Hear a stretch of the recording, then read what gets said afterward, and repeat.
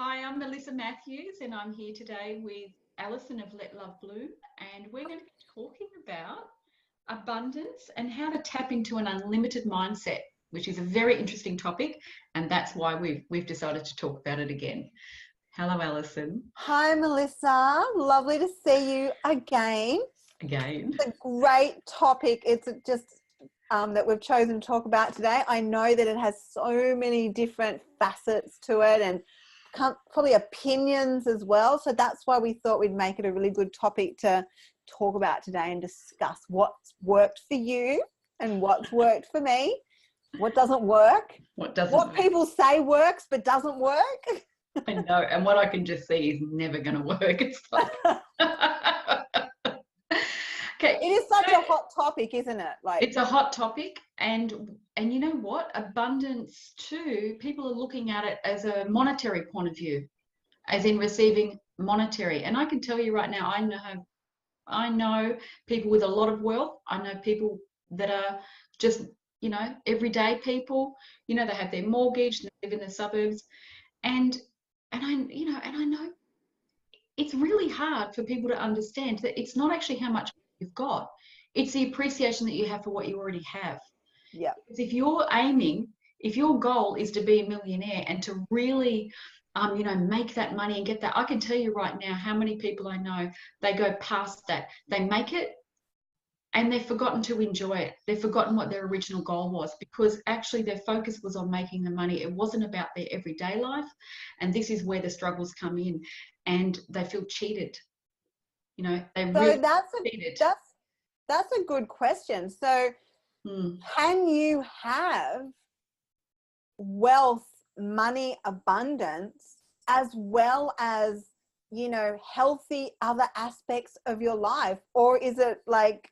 No, I know people that are extremely happy, and it doesn't matter to them what they've got or what they haven't got. They're not looking at that. They're looking at their quality of life. They're looking at what they have, and they make use of what they have. And they're not comparing themselves to others as well. They're actually calm and focused on their family. They might go to, they might have their connections within the community in that, but there isn't this thing I've got to have. Yeah. And so it actually is what we, it's being kind to yourself. This is the first and most primary thing of all, is actually what is in here and what am I satisfied with? And so, that to me is what abundance is about.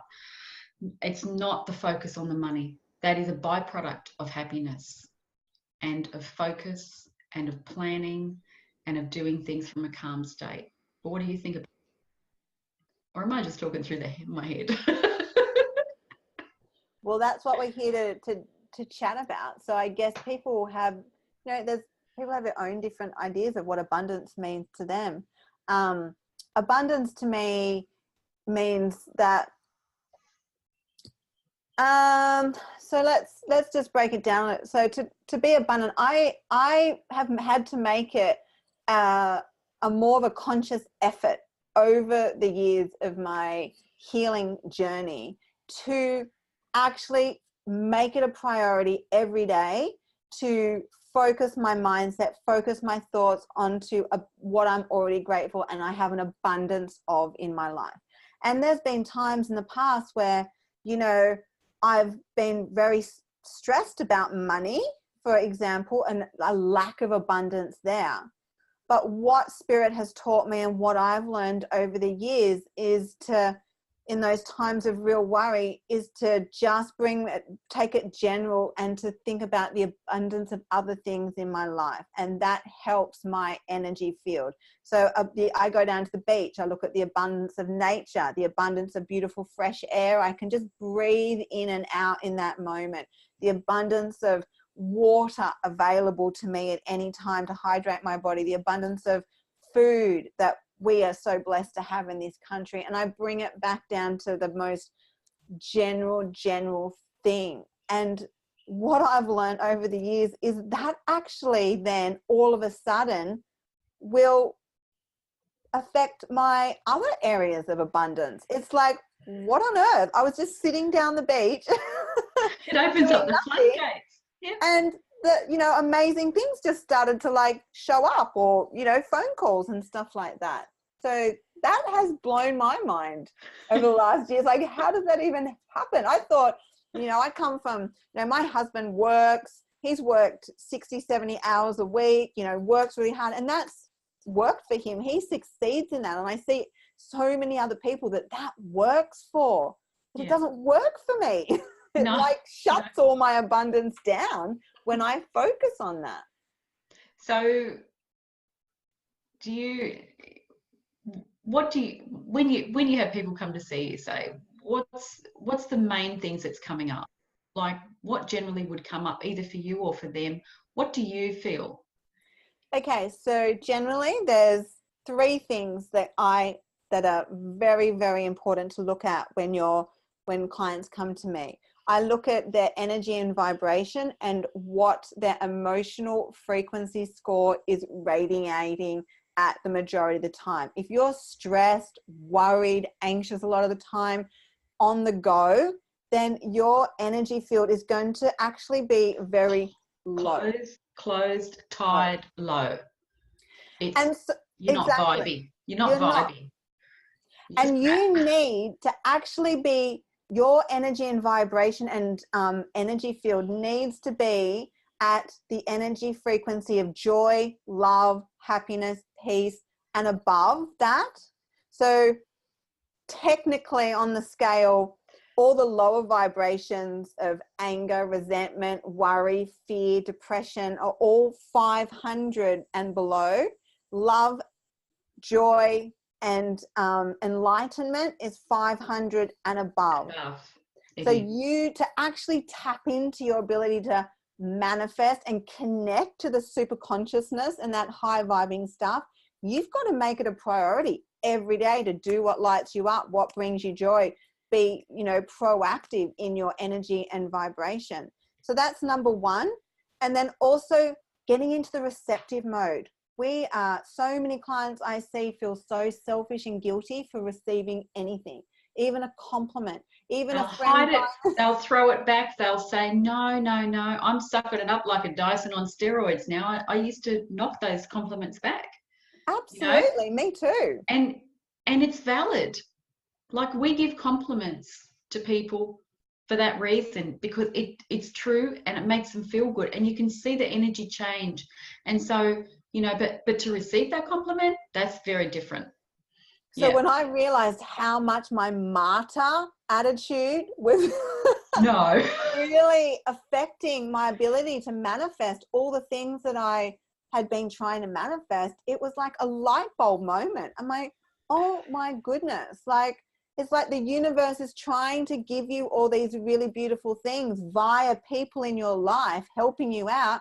And all you do is like, no, it's okay. No. So in the end, people stop giving or stop asking, or, you know. Well, yeah, they just expect that you're not going to want it, to take it. They stop inviting you places, you know, or they only ask you to, you know, to do things because they know that you'll do them. So, you know, that's that whole thing, like, oh, I'll only do, I won't receive, you know. Yeah. So it's really an important spiritual concept and law, isn't it? That balance of giving and receiving. Yeah. I've taken years and years and years to really let myself practice that and receive and just say, thank you, thank you, thank you. So I often do that all throughout the day. I just say, thank you, thank you, thank you, thank you for this, thank you for that. And it instantly just puts my energy into the receptive mode. It does, yeah. And things just show up. And that's, I think that's quite normal. So sometimes if we think about our own personalities, I would say that I was like the advocate for everybody, the fixer, the doer, the worrier, not warrior. Warrior. Yeah, WORRIER. And, you know, I used to worry about everyone. I was quite anxious. And that is, and that's not a calm state. That's not a good state to be in. You know, and it leads to other things, you know, within the body, you know, upset and, you know, anxiety and things like that. So when you start to slowly open this energy channel, as we would, as we can call it, or this feeling of actually, yes, I will have that. I would like that. Thank you. I appreciate you doing that for me. And allow people to do things for you as you're doing for them. It changes your energy. And that gratitude as well that you talked about, and being not like, oh, I should be thankful about this, because that's what it says. But it's more like, you know what? That's really nice. I like that. That's really kind. And you start to feel it change within the body. And that starts to open it up as well. That you feel that energetic shift, and you get better and better at it. Like you say, I mean, Alison, you're pretty disciplined. You practice all this stuff every day. I'm a bit, Because I've had to. I'm like, if I want to be the mum that I want to be, if I want to actually, enjoy my life, I've had to like work on so much of this programming of feeling guilty about having anything. Like, this is something that comes up with my clients all the time. I say to them, because they're such empaths or people pleasers, or they feel guilty, I say to them, imagine if you were really healthy, happy, thriving in life, in a healthy relationship with just a beautiful life, and your mum, dad, siblings, friends weren't. How uncomfortable does that make you feel? And so many people, it's like, oh yeah, I'd feel so uncomfortable and guilty if I was doing really well and people around me weren't. So it breeds these codependent relationship and unconscious patterns. It's like having one foot on the handbrake and one on the accelerator all the time. And when people get that, it's like, oh my goodness, they can consciously start to change. Yeah. And there's nothing wrong with doing well. There's nothing wrong with feeling good. Are you sure? Are you sure? I'm sure. I'm sure. But people might hate me. People might be jealous of me. This is the real stuff us little empaths often feel. Yeah. That people are going to be jealous of us or talk bad about us or not like us. And another thing that's come up recently is, about being humble. And to me, when I hear that, I'm like, what does that mean? What does being humble mean? Because this is also within that mindset as well. Now you're talking about like the dynamics and that being humble to me, there's positives and negatives to everything, of course. But for me, humble can mean being, don't go any higher than this, because you know what, I'm up here and you're not. So there are reasons why we're trained, to be kept. To be kept at a certain level so that we can't actually go up within our professions and our careers and our lives. And so, and that also is about happiness and health and doing things and wanting things, wanting to travel. But, you've got to stay humble. You can't show off that you've done this. You can't show off that you've earned this. You're a show off, and so this whole thing. Yeah, you don't want to be arrogant or egotistical, even with the self-love thing, people really struggle to love themselves because they think that would be arrogant or, egotistical. I just say, look, I'm fabulous because I am. Because it makes me feel better and it's got like a nice humor about it. But it also means that the person that I'm with, it's also an acknowledgement that they are fabulous as well, because everybody is. Everybody is. So, so that whole thing about, being humbled, I've really struggled with that over the years because, and it's really, I would say, I don't need to tell people about my circumstances or anything like that, but I certainly am proud of my achievements. And so am I being humble or am I hiding?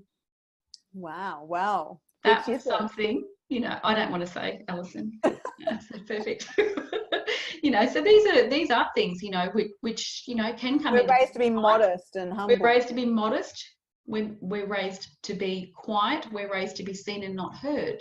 And that's not in all families for sure, but but this comes into mindset as well, particularly about abundance. And it's all subconscious mindset programs that we're talking about here, because so many times our conscious mind's like, oh yeah, no, I'd love to have that. I'd love to have that. But deep down, if you ask your subconscious, that's where the beliefs are that has really been important to clear and dissolve and work on to really change things. Well, one of the best pieces of advice that that, oh, I don't even know where I got it from, in all honesty, but it was know your worth. And that is about, not about your financial worth and about how much an hour you can get paid and all of this sort of business. It's actually about knowing your worth. What's your gold? What are your strengths? Because you know what, we all have our strengths, and I know myself that I used to hide those because I didn't want people to feel overwhelmed because I had this particular knowledge or this particular skill set. Did you dull yourself down? I did. I had to, because I was pretty loud. But I was, I have learned Yeah. to not speak about certain things and to not do. Why is that though? So were you afraid that of people's reactions? Is that why? I was really quite shy, and people's reactions and things like that as well. And like, it was just, I was pretty smart, but in a lot of ways, like in, I suppose, emotional intelligence, I wasn't very smart at all. I had to learn that. So I graduated at 33 on the emotion. No, emotional intelligence is an ongoing thing, but there were things, and I didn't understand like how life worked and how relationships work. So there were certain things where I knew that I needed to be quiet about it. Like, so there were times when it was good to be what we call humble or a little quiet and to listen, and there were times when things needed to be shared or said or done. And so I've learned to balance that now, but only in my late 20s as I am now. Yeah, so it's just something that we all go through. Everybody goes through it. Nobody is immune to this. Like, we do have this personal work to do about our place in the world and knowing our worth and understanding our worth and appreciating our worth, because then we can see it quite clearly in others. Yeah, absolutely. The more I love the mantra and the affirmation that I use all the time now is to help me. The more I love and value myself, the more I will attract others who love and value me too.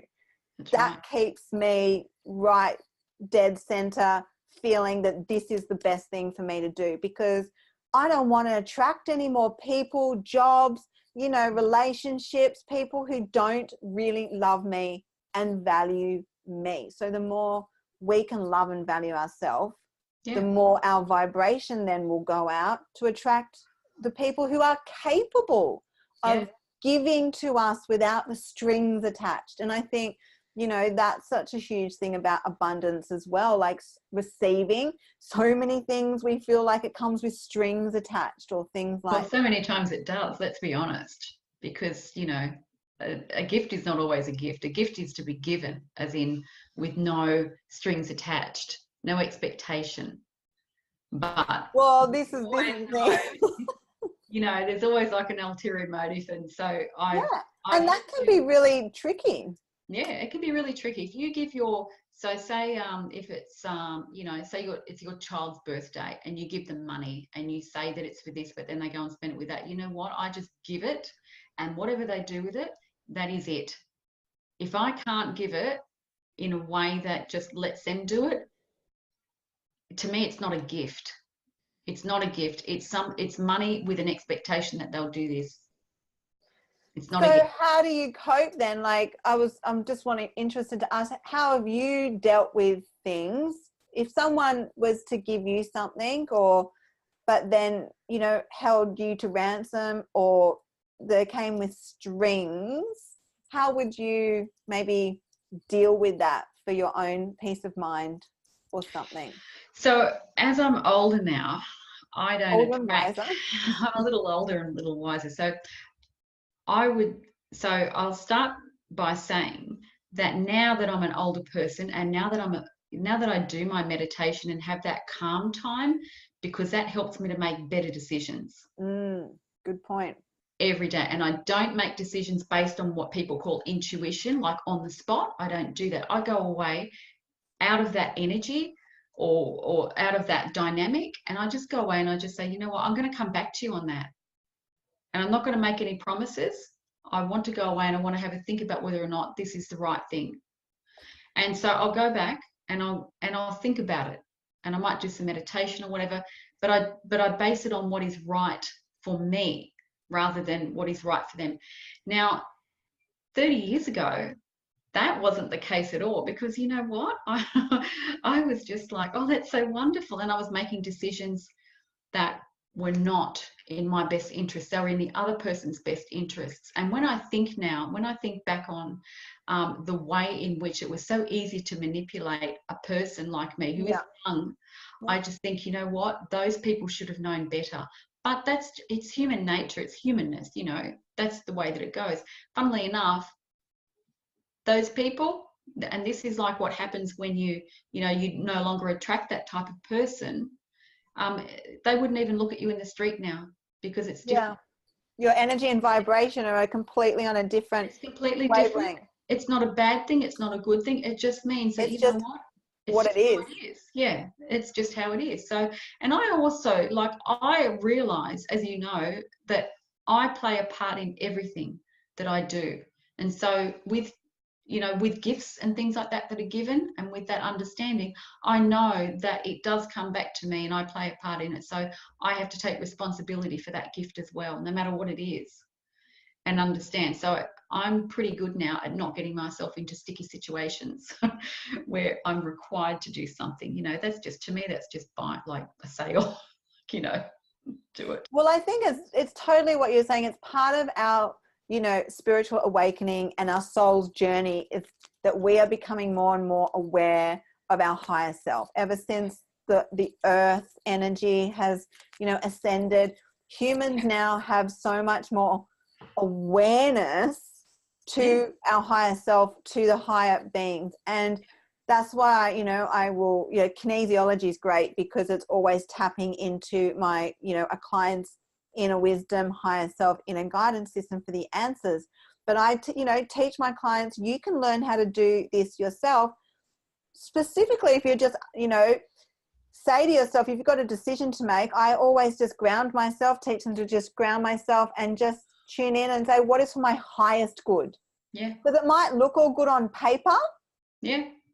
But how many times have you kind of, with your, you know, making decisions, things look good on paper, or like something looks really good. All right. But there's something telling you it doesn't feel right. Yeah. So what do you do then? I don't. You trust your gut? Do you trust your right. intuition? Yeah. Or do you just like push the snooze button on it and just, oh no, it should be fine. It looks all good on paper. Can't do that now. Like that, to me, it can't be done now. Now I realize that I have to, for me, I have to take that responsibility, and I have to own those decisions. And the reason that I also do own those decisions, you know, and if it turns like, and if it just, you know, falls like a, you know, like a cracked egg or something like that, and it just goes to the pan, you know, and it's just no good. You know what? I've made that decision. That's it. But in saying that, because I take responsibility for my decisions and my actions now, I also have the same thing when I do something really good and which I'm really proud of. I know, and I take ownership of that. And so that's the thing, when you take responsibility for your decisions, for your actions, you know, you take them in all arenas, the good and the bad. And you know what? And you just learn about it. I don't tell anyone about any possible alleged mistakes that I might make.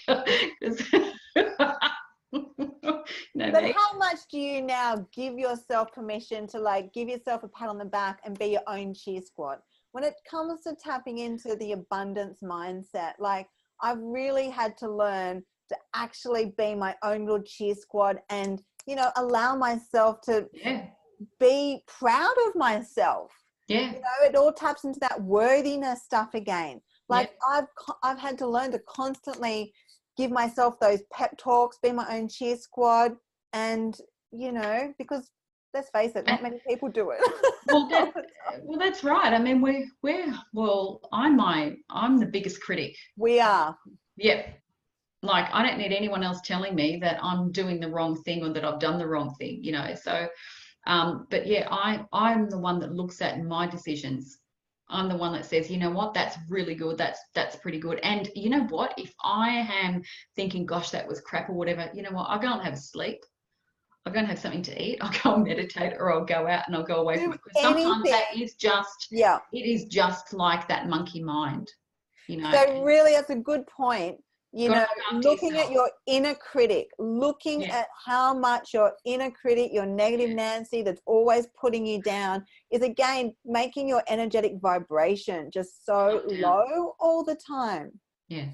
You've got to stop. You've got Every to time you stop become it aware of it, you've got to. and realize it. And it can take a little bit of time once you really start to understand, like when you're having a go at yourself or you're being negative about yourself to yourself in your mind, you've really got to stop that. And it takes a little bit of time before you know, to get yourself out of that habit. But it does, you can get yourself out of that habit, and it can drop back from, you know, being at 90% having a go at yourself. And, you know, even if we call it self-deprecating humor or whatever, it doesn't matter. It's a negative connotation. So, you know, you can flip that slowly so that then it's only happening 10% of the time, and you just become more aware of it. But you do become more aware of, like, looking after yourself and understanding how important sleep, hydration, good food, And you know, surrounding yourself with surrounding yourself with. other friends and people who don't put themselves down all the time, or Yeah, that's you right. know, And so, you know, and there's humor and, you know, and kindness, like, and not like all flowery stuff. So, you know, but just like niceness, you know, and that's what we need more of in the world. So that's, to me, that's the mindset. It comes from within. It comes from looking after yourself. It comes from being aware, as you say, of the scale, the Hertz scale. That's really important. Are you going to put that on a link for that on your blog? You know, that scale that you were talking about? oh yes, it is. I've Yeah. actually got the emotion on my this week's blog on my letlovebloom.com.au. I did a blog, and it's got a picture of the emotional frequency scale. Yeah. You can look up the emotion that you're feeling at the moment and look at, it's only like a 100 or 150. Yeah. And so you're never going to be manifesting. No. So to open up that energy field and to make you feel good, not only about what you already have and what you can do, you know, and make yourself feel better, that's a great guide to go by, you know. So looking after yourself, looking at the guide, understanding, like, who you are, understanding your good points, knowing your worth, and having that confidence in yourself that if someone says something to you, you're not rattled by it. You know your worth. You don't listen to it. You no longer entertain that sort of rubbish comment. That's a really key factor as well, because, you know, it Yeah. can happen anywhere. And someone can just be having a bad day and you can take it to heart, and suddenly, you know, And you can get triggered. you can get triggered. It's right. You know, we can't help but not being triggered sometimes, but it's Yeah. how we return to a state of love, or how we process Yeah. that and return to, you Yeah. know, a good place. That's Yeah. really important. And let's be clear about those comments. Sometimes people are just really drips, like they're just a drip, and they just go out of their way. Hurt people. You That's know, right. a lot of the Yeah. time people aren't happy with themselves, so they'll take cheap shots at you. Yeah, just let it go. Just let it go. So, as Brene Brown says, you know, you've got to be in the arena to comment on it. So there you go. So, have you got anything else to add in there? I've got two little things. Yeah. When it comes to anything that you want to have more of in your life, whether it's better health, better relationships, better, you know, more money, you've got to love it.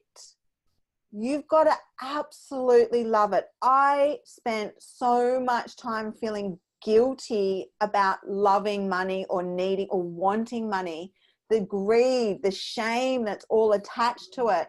And literally, when you realize that it keeps it out of your energy field, you can never have much of it if you don't love it.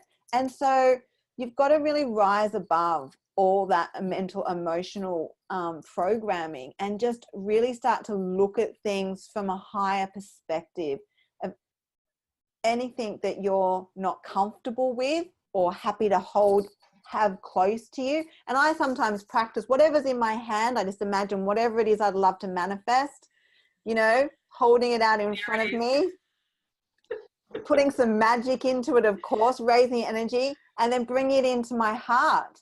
And if it doesn't go in easily, or if my body doesn't receive that easily, if I've got uncomfortability with it, I just know that I've got more work to do to keep soothing my comfortability with that. And do you do some writing then, just to have a look at that, just to see what it is, or just a bit of meditation, a bit of quiet time, just to look Definitely. at that and see where the mind takes the Oh, which go? reminds me of my other little point is when journaling is, what is, we've both been doing for so long, and it's amazing what comes through.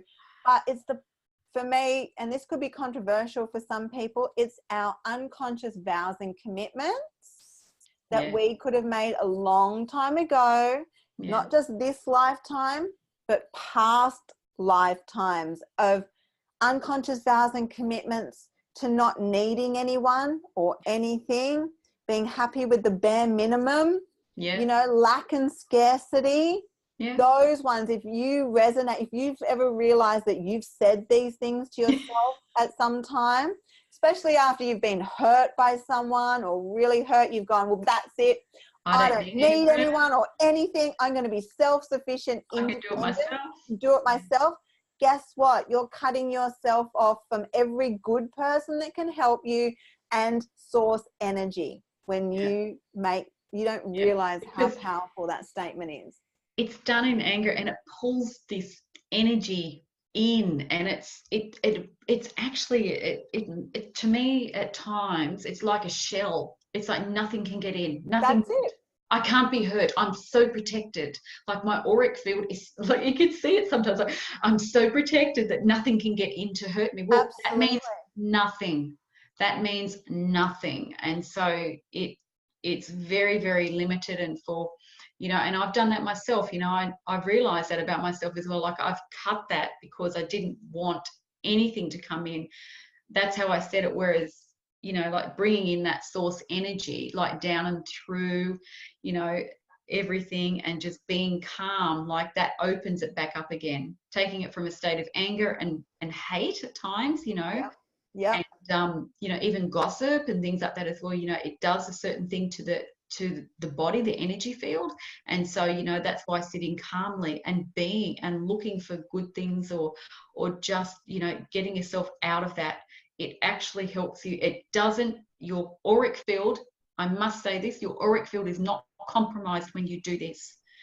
When you allow the love in of source, when you allow it, those energy fields to be cleared, it is not compromising your auric field. You can put a golden bubble around that as well.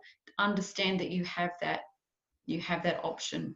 But I just remember, starting to do this, it was so painful. And I realized, it's because it felt like I was betraying myself.